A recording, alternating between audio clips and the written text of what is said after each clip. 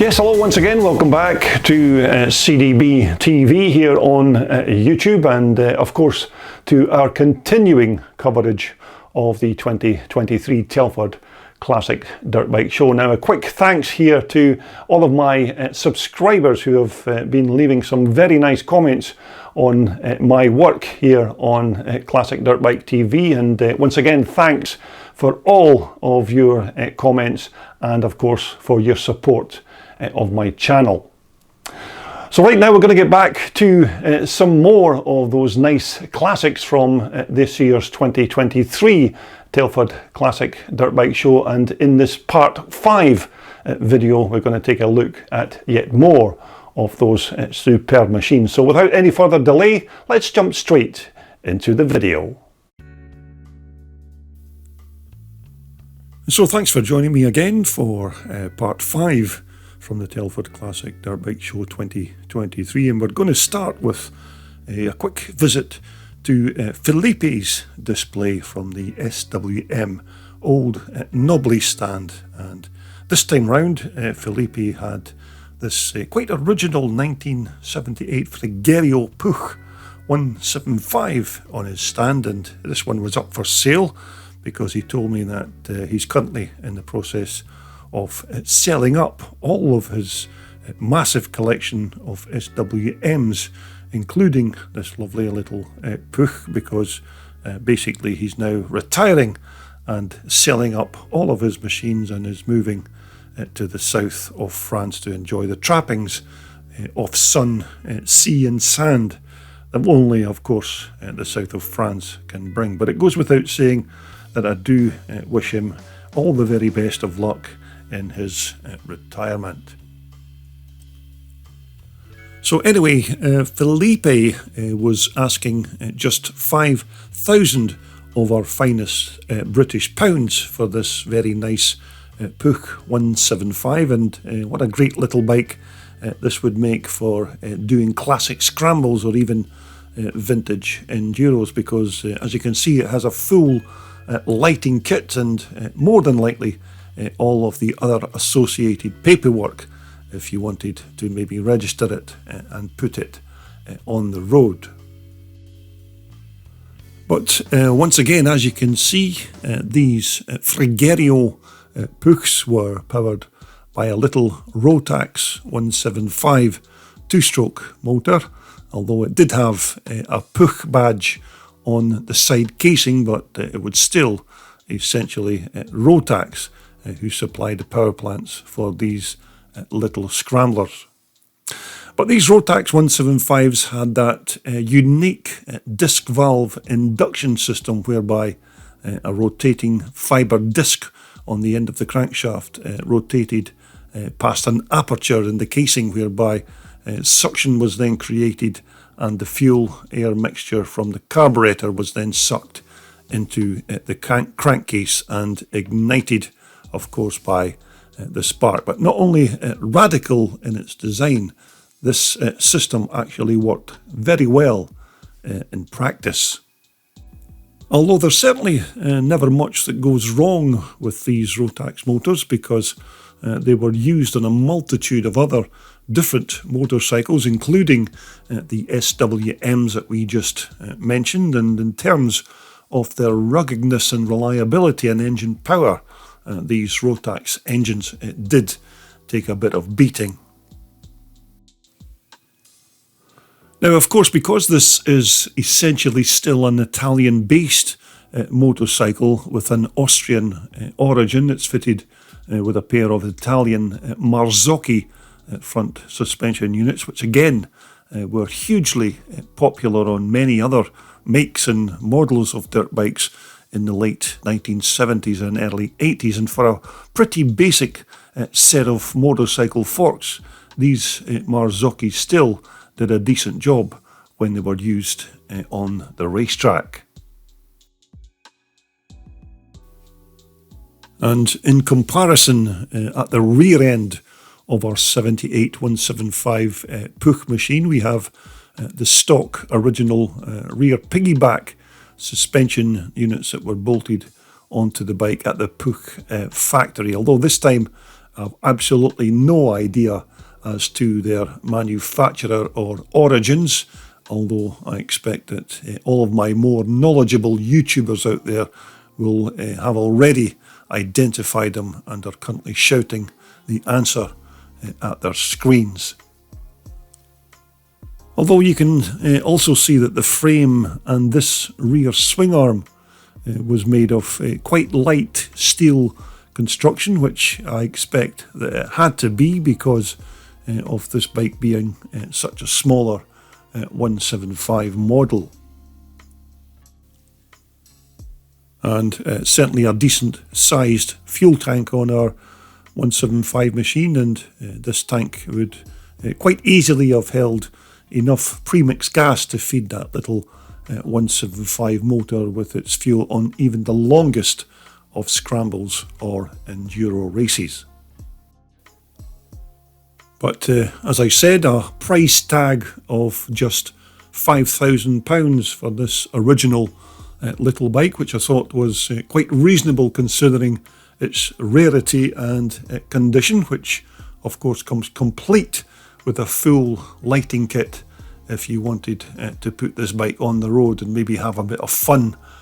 among the traffic. But certainly a lovely original looking machine from 1978. But as I said previously there, this little 175 Frigerio Puch is just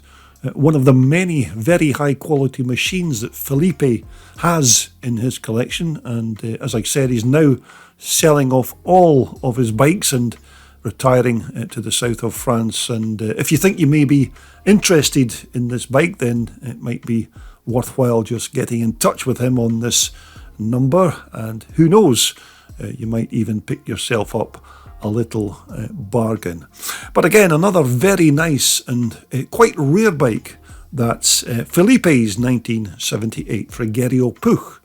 175. Now, also at this year's Dirt Bike Show, Rob Hughes had brought along a few bikes from his massive collection of Alan Clu's CCMs, and it's certainly no secret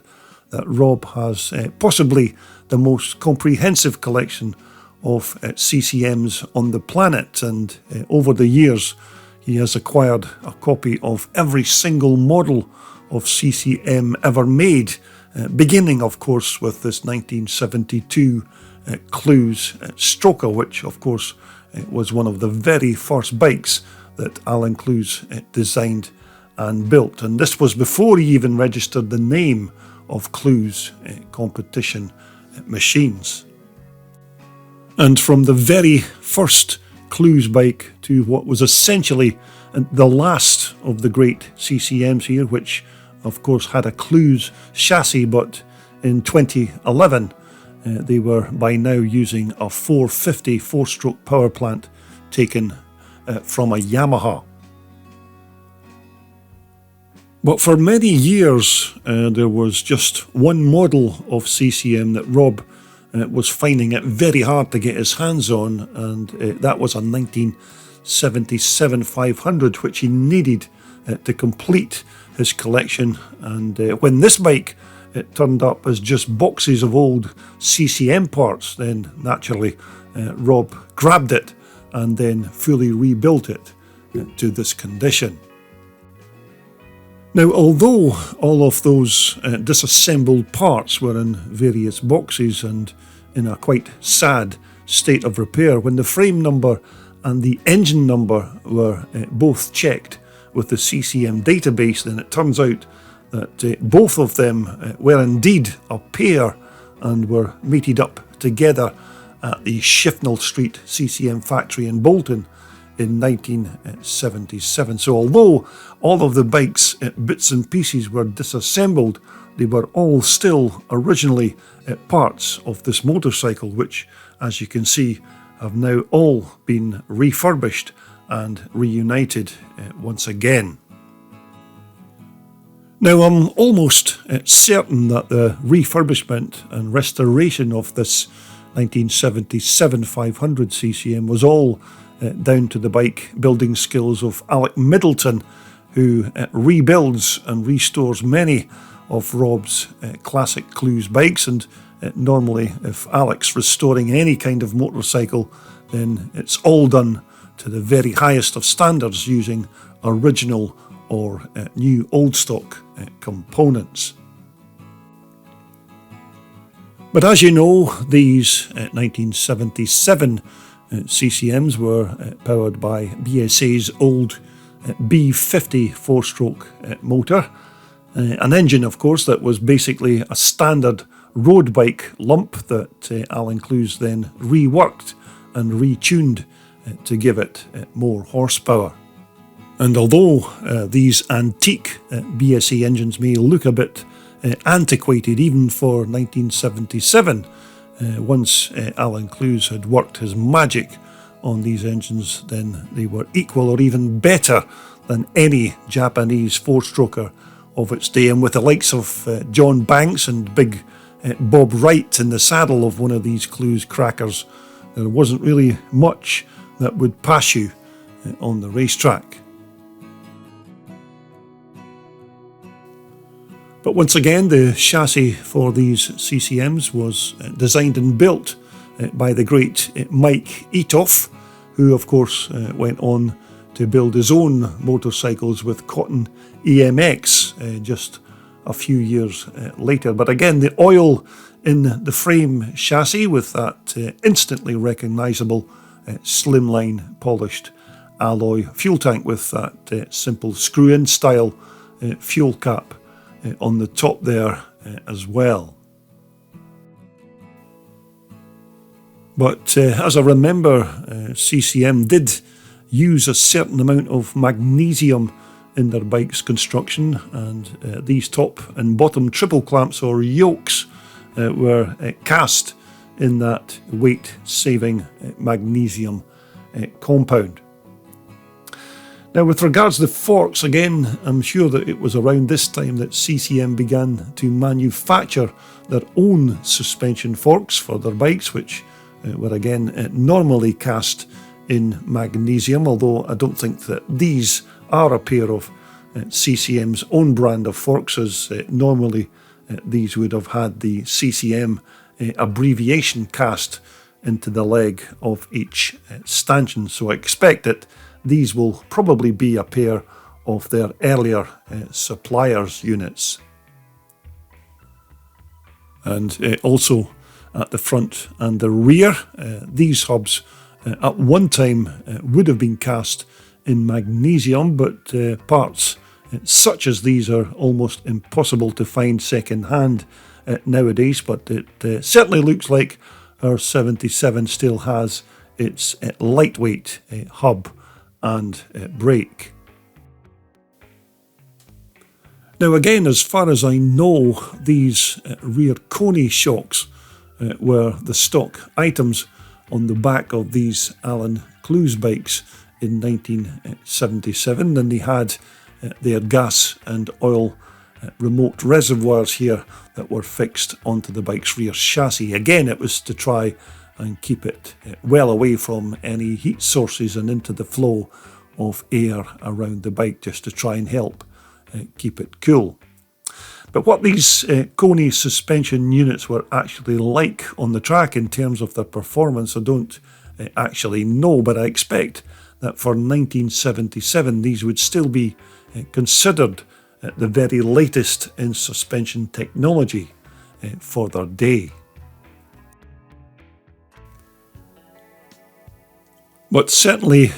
all of the correct controls and levers for their year, these quality Magura ball end alloy items, and of course their lever covers there as well to help keep dust and moisture from entering the lever pivots and those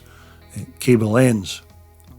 So with this latest 1977 CCM now added to Rob's collection, that of course means that he now has a copy of every single CCM that Alan Clues actually made. And in fact,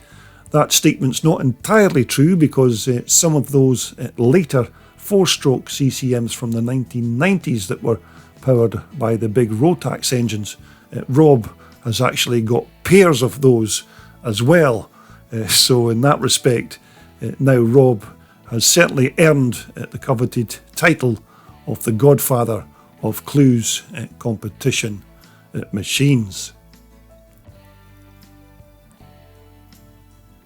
And so, next up, this is another British classic that was built and raced by ex-Works CCM rider Jimmy Aird, and this is his BSA Victor that he had on his Scott leather stand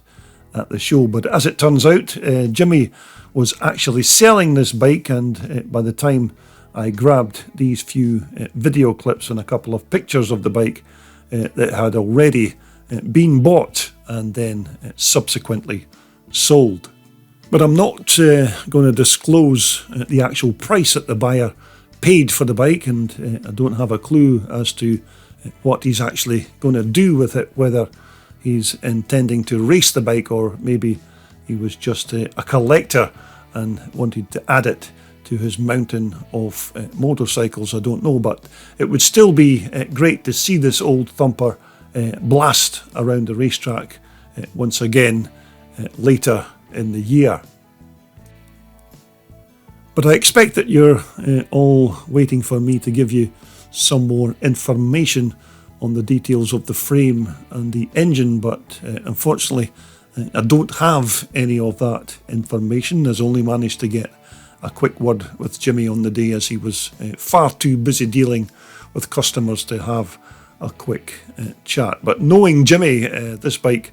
won't be your average run-of-the-mill BSA, because when you're a racing legend in the motocross or scrambling world, then you certainly don't want anything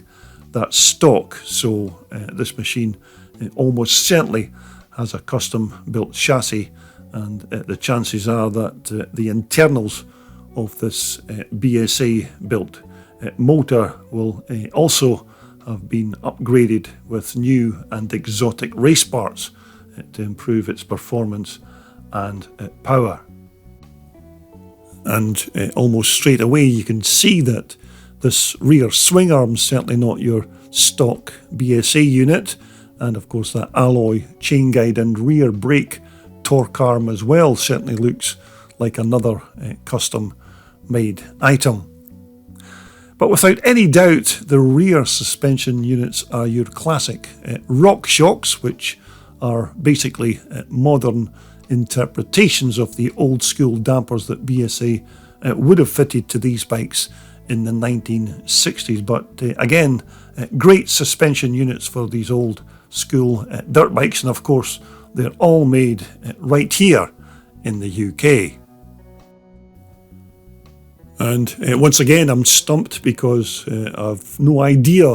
what make or manufacturer made these front forks, and I certainly don't think that they're BSA items, but I'm sure that all of my classic dirt bike TV subscribers will already once more be shouting at their screens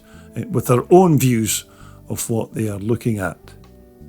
But again, old school drum brakes with those black alloy rims, which, as you know, I'm certainly not a fan of on an old classic dirt bike, but then again, each to their own. A stock alloy BSA fuel tank on Jimmy's Victor Racer, which still has the old Monza style locking fuel cap there on the top. And once more, as per the front wheel, it was an old school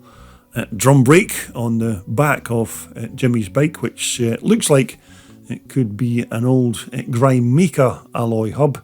but once more, I'm really only guessing. Although apologies for not being able to fill you in on some of the other details on Jimmy's BSA Racer, although because he's now sold it, the new owner has certainly bought himself a piece of off-road history by acquiring a bike that was raced and built by ex-Works CCM rider and overall scrambling legend, the great Jimmy Aird. And so to conclude this Part 5 edition from the Telford show, we're going to take a look at a couple of reproduction trials machines from the Joe Maxwell engineering stand. Now, Joe Maxwell is renowned for making reproduction frames and even engine parts for the Alan Clues CCM bikes, but he also manufactures frames and everything else that you need to make these reproduction 1978 CCM 350 trials bikes.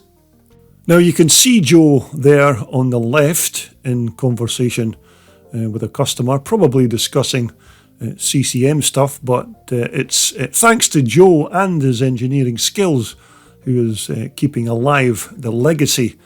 left behind by Alan Clues. And although these bikes are reproduction machines of the originals, they are authentic in almost every detail to the Clues factory motorcycles.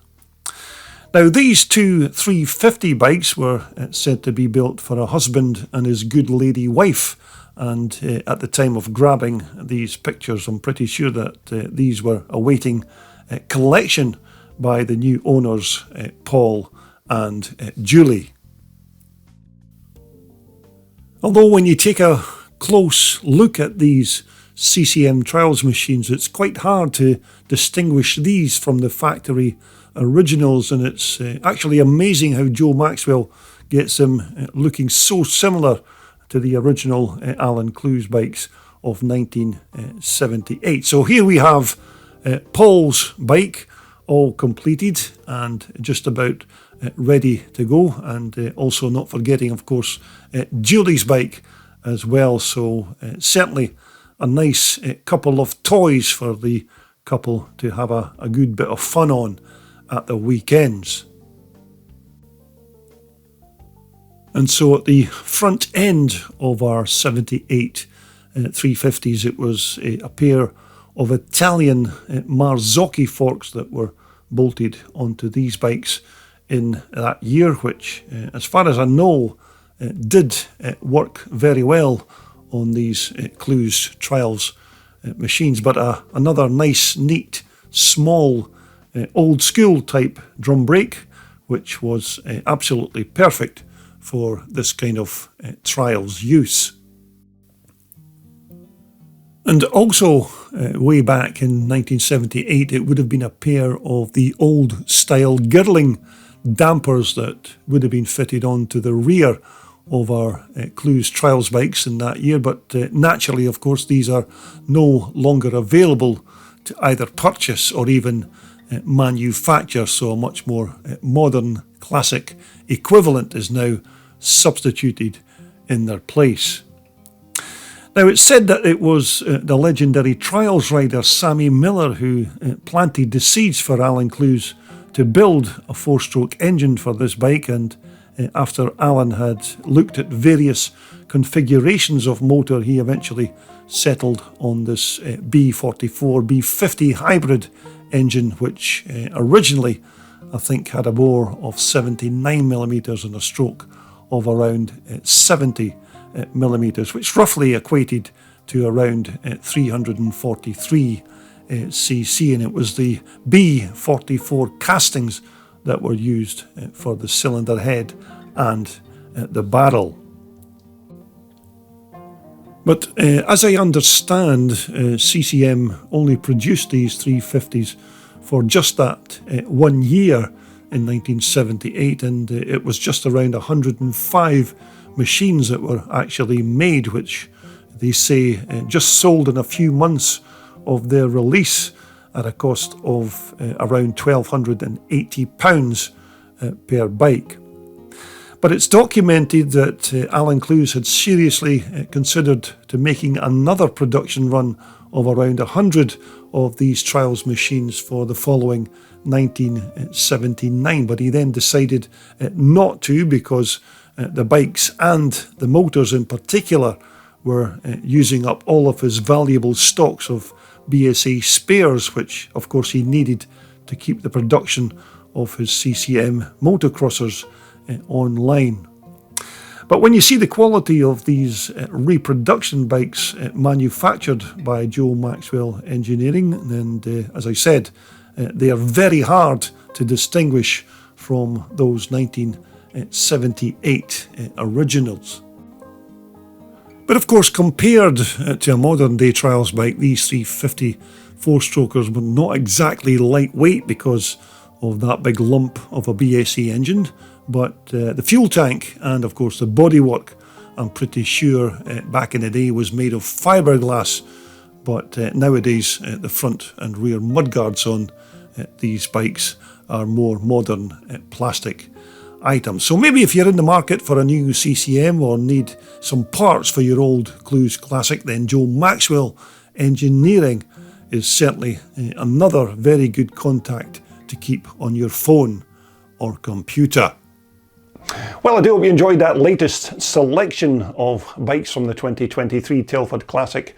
Dirt Bike Show, and of course we will have more of these old school vintage machines when we continue with part 6, which will be my next video posting here on my channel. But I do hope you will rejoin me to take a look at more of these fantastic machines that were on display at this year's 2023 Telford Classic Dirt Bike Show.